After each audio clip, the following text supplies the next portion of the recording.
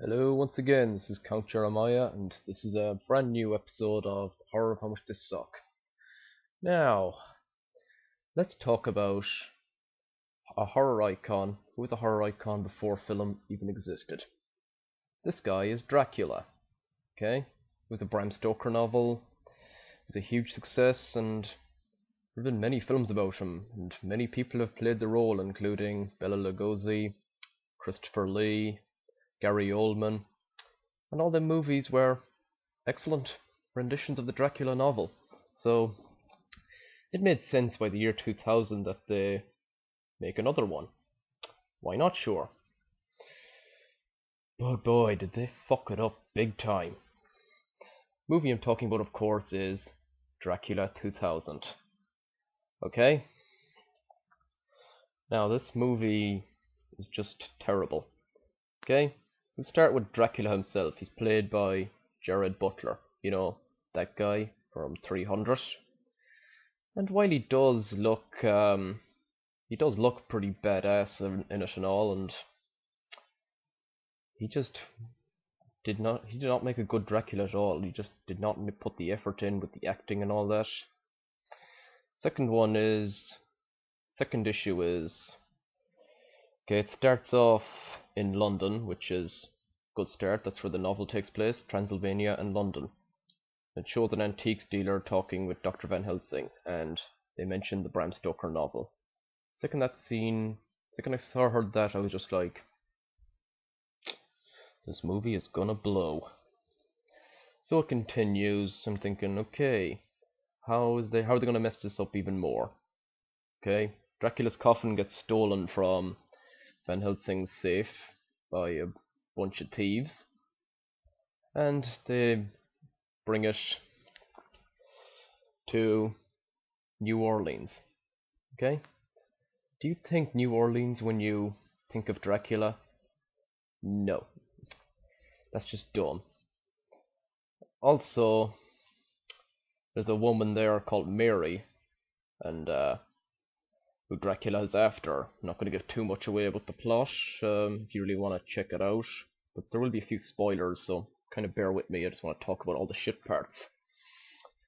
Okay, this woman could not act at all, so she did not suck me into the story at all. A lot of it was just to appeal to the whole Scream generation. In fact, Wes Craven was involved in this. Like, why, Wes? Why'd you start out a horror great and then fucking make shit? Please tell me that. Why? Why? Okay. The story really starts to go downhill later on when there's a certain plot point where we end up finding out that Dracula was actually Judas Icaros. Yeah, very same one. You know, the one who betrayed Jesus, and that's why he denounces religion and all that, but please. I can understand what you're trying to do there, but that is just fucking stupid. Okay, and there's a few parts in it that made zero sense. Like, this scene here, you're looking at it, you can see Dracula standing in the daylight. Okay? Vampires can't survive daylight. Let me stress that. They can't survive daylight. Okay? Now look at this scene. He's burning in the sunlight. So, that last scene I showed you made no sense. No sense at all. There's a few good aspects though, like they did include Van Helsing and all that, and they included the brides of Dracula, who look smoking hot, I might add. Yeah. I suppose this movie, even though it's shit, it's still kind of watchable for, I suppose it can fall into the category of so bad it's funny. Yeah, we all know them, Toxic Avenger and all them. Put it along them, the so bad it's funny category. They're just hilarious when you think about it. But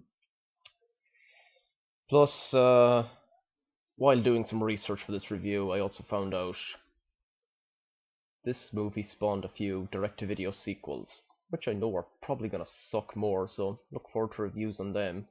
One of them is called Dracula 3000, where he goes to outer space. Yeah, and you all know what happens when horror icons go to space. You've seen Jason X, you've seen Leprechaun in space, and well, there's probably a few more. They always just turn to shit, but yeah, this movie sucks. Yeah, pretty much. But I suppose check it out for its crap value. You might get a cheap laugh out of it if you like. So that's all I really have to say about it. So